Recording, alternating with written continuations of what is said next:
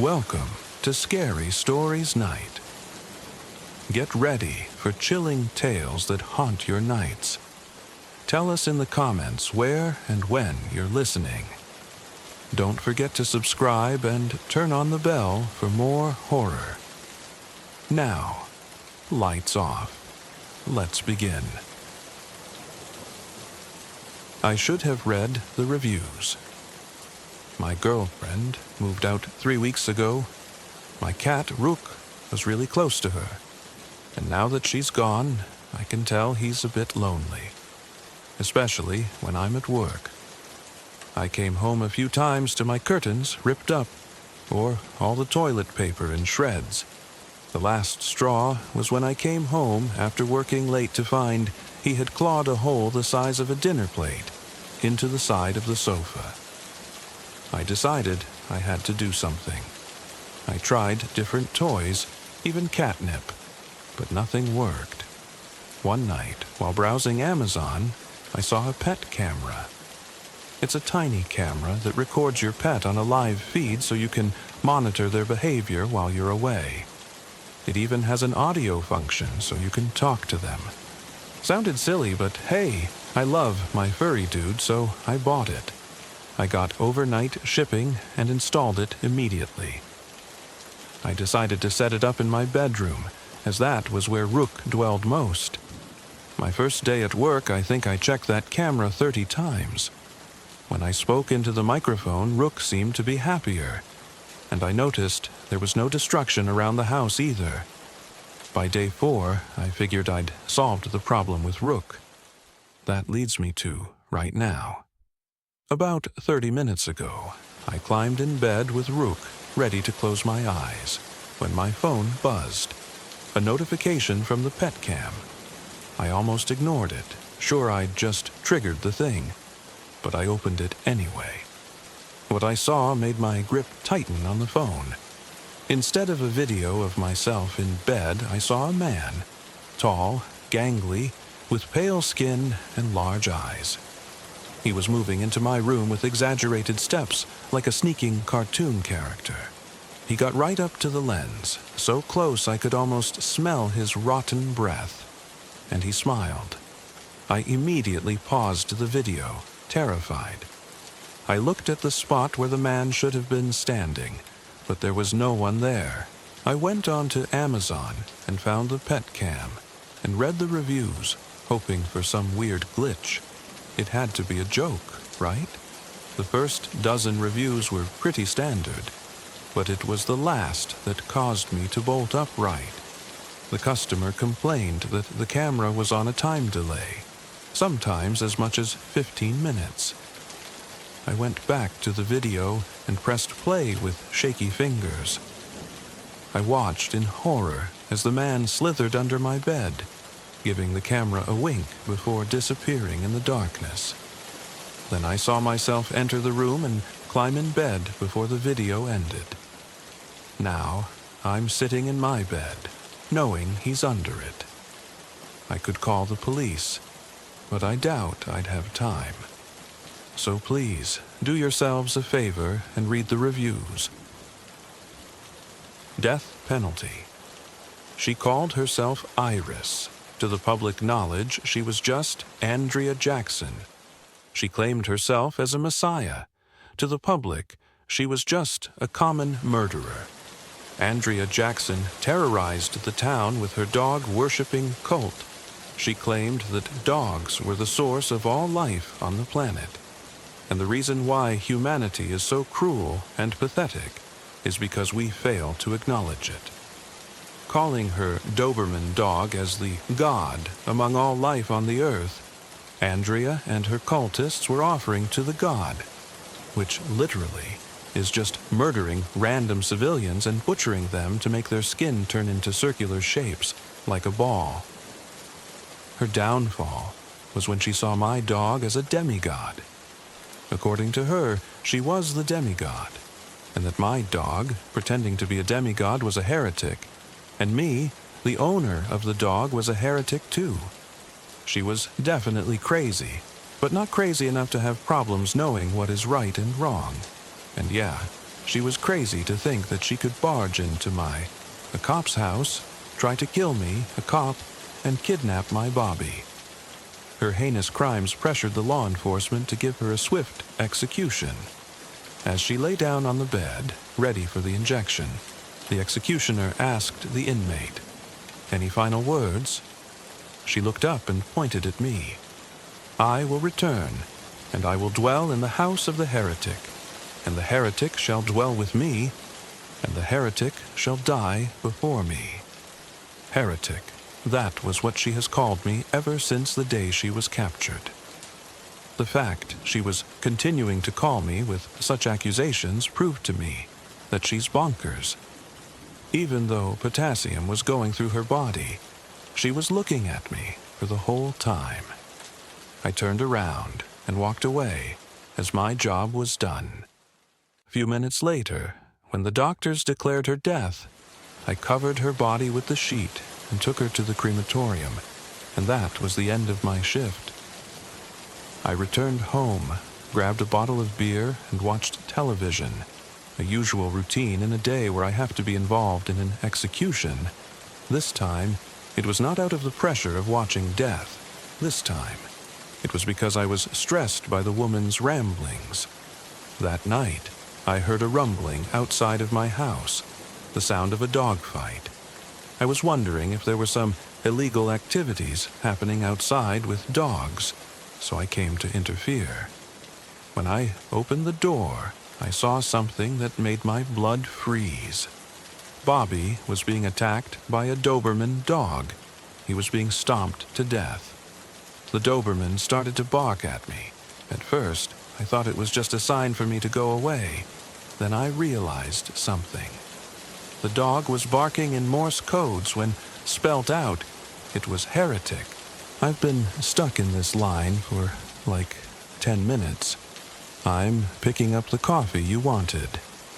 Everyone knows how busy things are at noon, but ordered from this cafe for our monthly office-provided lunch anyways. Did I expect that I'd get stuck if I took the drive-through? Of course, but it's still not my fault I'll be late for the meeting. What? And I'm supposed to do our presentation at the all-hands by myself, Carol replies. Unease builds inside me as I carefully scoot down a lane that's tightly wedged between imposing brick walls. You can do it. I believe in you. She doesn't respond. Somehow, my phone no longer has any signal. I bite my lip. I'm alone, and the only clear path is inching towards the inevitable pickup window. Suddenly, something flickers in my rearview mirror. Someone is standing next to a driver a few cars back. It's hard to see what they're doing exactly. Hugging? Other? Either way, the line slowly moves. I flip through some radio stations, but my search is fruitless, so I sneak another peek into the rearview mirror. The driver is still sitting there, but the person they were talking to is wandering closer. I surreptitiously watch as the wanderer knocks on another car window. A confused guy rolls it down. My breath catches in my throat as the wanderer lunges forward and begins stabbing the driver. Crimson arcs splatter across the windshield, while blood blossoms on his white button-up. I'm frozen in horror as the wanderer steps up to the next car, the one right behind me. I jump when someone honks their horn and pull up to the drive-through speaker. Lowering my window, I whisper, I saw someone murder. Speak up, it blares back. I spin around to check that the wanderer is still preoccupied with the victim behind me and yell, "Somebody is attacking." "We don't have time for pranks," the speaker cuts out. Shit. I have to escape before he reaches me, but I'm stuck in this glacial line. Something looms in my side mirror. It's the wanderer. He's drenched in filth, with bulging green eyes, unblinking and on the precipice of popping out of their sockets. My heart clenches as he draws closer, and he continues past me. There are only 2 cars between me and the pickup window. In front of me is a large pickup truck. Surprisingly, the wanderer hops into the back. Is he leaving? No. He breaks through the rear cabin window and muffled screaming follows. I only have a few seconds before he'll return to my car, but there isn't room to open the doors. Wait, the trunk. I dive into the back, wrench down the rear seats and wiggle into the trunk. I pull the seats back up and take a deep breath. I'm trapped in the locked trunk, but still safe. I can just wait things out, right? The engine roars to life, and I tumble around as the wanderer drives away. I don't want to know what will come next. Braxton, the brave. We're almost there, just a little further, I said, leading the group through the forest with my flashlight. Braxton was right behind me, and I could already feel an air of impatience coming from him. How long until we make it? Braxton whined as we trekked. Almost there. Don't worry, I reassured him. Eventually, we made it to my house. Braxton glared at it without any care at all, while his cronies, on the other hand, were slightly concerned and worried. Who could blame them after all? My house looked like it came straight from a horror movie. Floorboards covered some of the windows, overgrowing vines, and the paint was slowly disappearing. In addition, a creepy atmosphere enveloped the house. It was obvious that the others, even Braxton, felt it. "This is your house?" a slim crony asked, turning to me. I nodded, and Braxton chuckled at that. "Of course, you of all people live here." "Ooh, Braxton, maybe you should call this bet off," a chubby crony suggested. "Yeah, Braxton, you should," I smirked. Braxton only rolled his eyes at my comment. "I never back down from anything." Braxton laughed, stepping up to me in an attempt to be intimidating. "Especially if it's from a freak like you." It's funny how he's kept his tough guy act for so long. It's only a matter of time before it's shattered into pieces. He brushed past me and walked up to the door. Upon opening it, he flashed us a cocky grin before entering inside and closing the door. 5 minutes passed, and we heard nothing from Braxton. No prideful laughs, no noise, nothing at all. 5 minutes stretched into 15 minutes, and the cronies were becoming worried. "It's starting to get late. Shouldn't we be going now?" one of the cronies with curly hair asked. "And leave the toughest kid in town behind?" I responded slyly with a finger quote. This caused all 3 cronies to go silent and avert their eyes anxiously. Time stretched by, and the cronies were starting to grow more worried. "Braxton's probably just stalling just to prove to us how brave he is," the slim crony said, but there wasn't any hope within his voice. The front door suddenly opened and out came Braxton.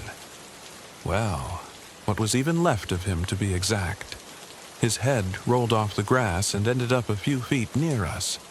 His face wore an expression of utter fear and agony, as his mouth was stretched into a giant O.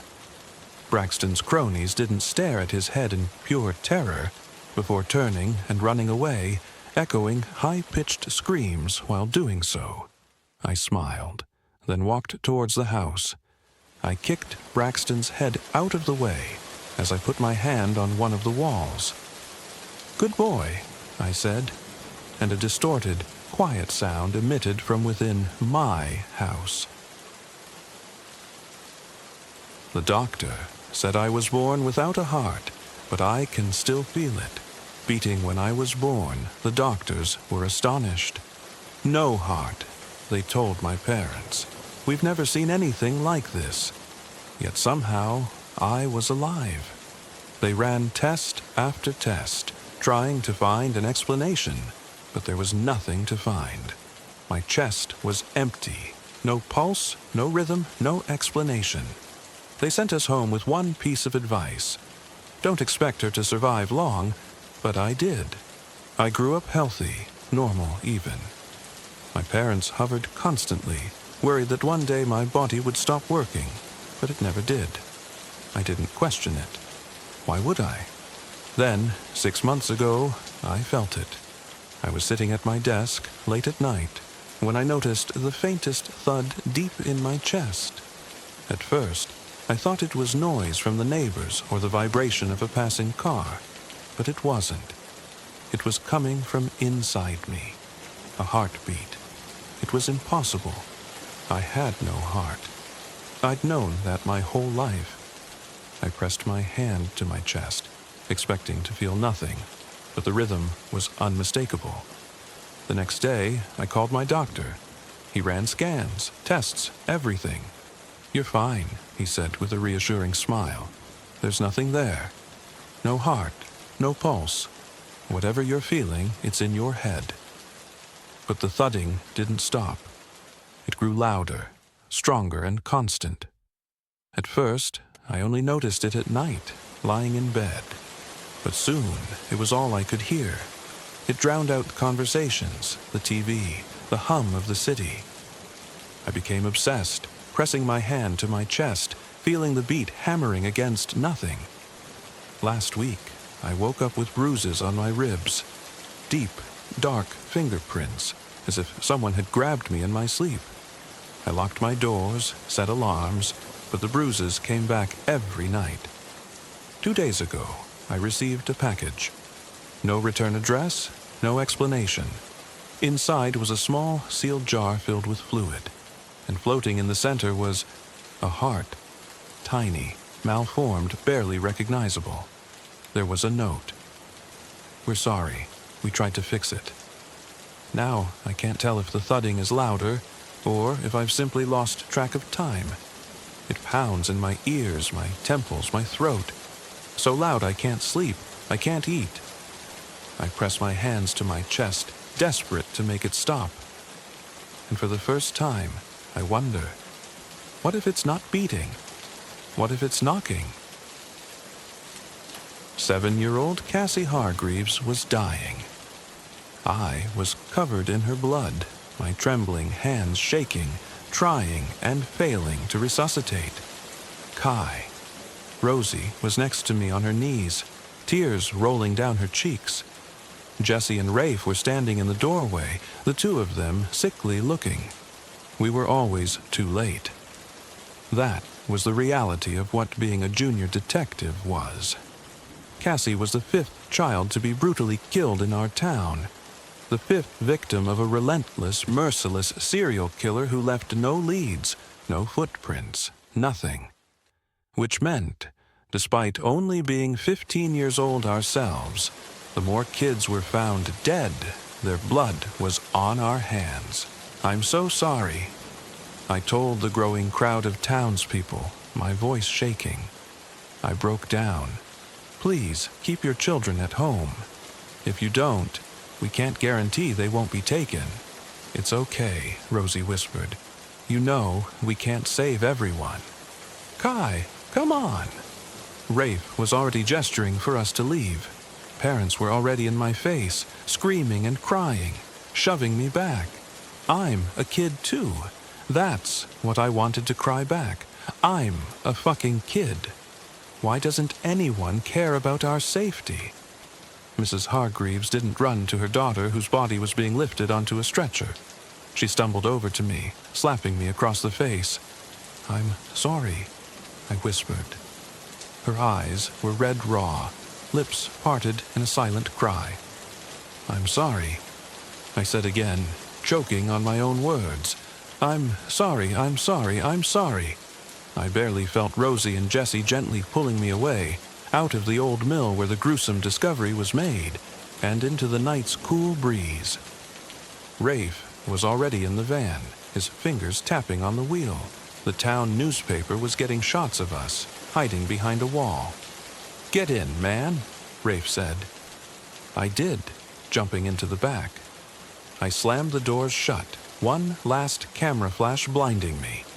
My seat was still covered in blood splatters. After all, Cassie was a bleeder. The little brat refused to die until I sandwiched that blade deep inside her heart. On the way back to our clubhouse, I glimpsed a middle school boy walking home, swinging his backpack. Rafe was already slowing down, a small smile curving on his lips. Too soon. He shot me a grin, and I could already feel it, my fingers twitching by my side. I pulled a knife from under my seat, running my finger under the blade. Mrs. Hargreaves. I sliced into my own finger, unable to resist a laugh. Euphoria. All those parents' faces. Their tears and spluttering and sobbing. Was so fucking funny. Rafe stopped the van. Rosie grabbed the duct tape and chloroform. I stuck my head out. "Hey, kid!" The boy twisted around with a relieved smile, and the four of us shared a grin. Imagine finding soulmates who shared that monstrous bloodthirst. "Do you want a ride home?" When you live forever, what would you forget? The memory technician's chamber was sterile, humming softly with the sound of cooling vents. Elias sat in the recliner, his fingers gripping the armrests as though they might anchor him to his past. Centuries of living had filled his mind to capacity, memories bogging his thoughts like an overloaded computer.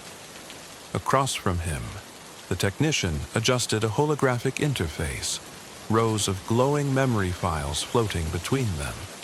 "Mr. Rains, we can only clear 20% of your neural storage," the technician said. "That's the legal limit for your current renewal." Elias nodded, but said nothing. His heart pounded as the technician swiped through memories like sorting through someone else's rubbish. They weren't just moments. They were his life. The technician paused. "How about this? The span of 2172 to 2174. 2 years spent on Europa's ice fields. It's fascinating, but you've kept extensive journals. You won't lose the facts, just the personal connection." Elias swallowed hard. The image of frozen oceans and endless nothing made his chest ache. Those were years of solitude, discovery, and joy, but also deep loneliness. The decision felt like trying to cut away part of his soul. "Keep it," he whispered. The technician sighed. "All right, we'll look elsewhere." Elias leaned back, scanning the orbs of light. Each glowed with a piece of himself. Childhood birthdays, his wedding day, his daughter's birth, and the sting of her absence after she left for the colonies. What about this one? The technician highlighted a memory. April 3rd, 2258. Your first encounter with interstellar life. Elias closed his eyes. The memory flooded him. The aliens' translucent forms, their wordless communication of curiosity and fear. It was the moment he truly felt humanity's place in the cosmos. "No," he said firmly. The technician frowned but moved on. "Okay, what about this?" The hologram shifted to a memory Elias barely recognized. Mundane days spent in his first apartment. Cooking, listening to music, watching rain streak down the windows. It seemed unremarkable compared to other milestones, yet an ache bloomed in his chest. "Keep it," Elias murmured. The technician raised an eyebrow. "You sure? It's just life." "Exactly," Elias said, his voice thick. "It's life." The technician hesitated before nodding. "You're making this difficult." Elias laughed. "Tell me about it." One final memory hovered into view. A conversation with his wife, 10 years before her death. They'd argued over something trivial, but the memory ended with laughter, her face illuminated by the glow of their old lamp. "I've got copies of her for years," Elias thought, trying to convince himself. "I'll still have those." The words felt like betrayal, but he nodded. "Delete it." The memory orb dimmed. Elias exhaled, feeling lighter but emptier. Hours later, when the session was over, Elias stepped into the night, his mind quieter but irrevocably altered. He touched his temple, wondering if he'd chosen well, or if he'd lost something essential. Above him, the stars were sharp and bright, yet somehow they seemed just a little further away. I may need help. My dad isn't who I thought he was. I've dated lots of men, and I've had my fun, but I've never been married. Men come and go. That was my father's little double entendre since I was a child. It's followed me my whole life. I was born in 1967 just outside of Gary, West Virginia. My mother died in childbirth, so I only ever had my father. I always thought he was the best man I ever knew. We didn't have much, but everything he could give his little girl, he did. He was dead set on me leaving the town that he and his family never made it out of. School is everything, and everything else is nothing at all. I always thought if my mother had been alive, he probably would have handled it better when the boys started coming around. He was paranoid even when he saw me talking to a boy at church. We always wanted a little girl, never wanted any boys. Your mama and I tried so hard to have you. It eventually killed her. So much sacrifice. No boy is gonna rob my daughter of her future. Rumors spread that I had a crazy father, a man insane enough to commit gruesome acts of butchery to any boy who might be interested in messing around with his daughter. Even now, I think that he was the person responsible for those rumors. For the most part, they worked. Well, my father was right. Men come and they go. When I was 16, I met a boy named Glenn Harvey. I kept it a secret from my father for over 6 months, but I got pregnant. I told Glenn, and that boy went white as a sheet. I never saw him again. Eventually, I had to tell my dad. I was surprised at how well he took it. He asked me what I wanted to do. It took all the courage I had when I told him that I didn't think I should keep it. He agreed, immediately. Given how religious I had been brought up, I was stunned. I wasn't stunned when he drove us 3 states away to have it done. I've never been married, and I've had a very successful life in California. My father always insisted on staying on the family property. About 10 years ago, I found Glenn on Facebook. I tracked him down and called him. According to Glenn, he went to my father the night I told him about the baby. He asked my father for my hand in marriage, and my father threatened to kill him. He said my father cut off one of his fingers. I thought Glenn was full of shit. I've never said anything to my dad. I put him in a rest home in July. Dementia. I sold our property. 2 months later, human remains were found on the property. 7 newborn males. Blunt force trauma. The DNA came back. 7 older brothers. Where do I go from here?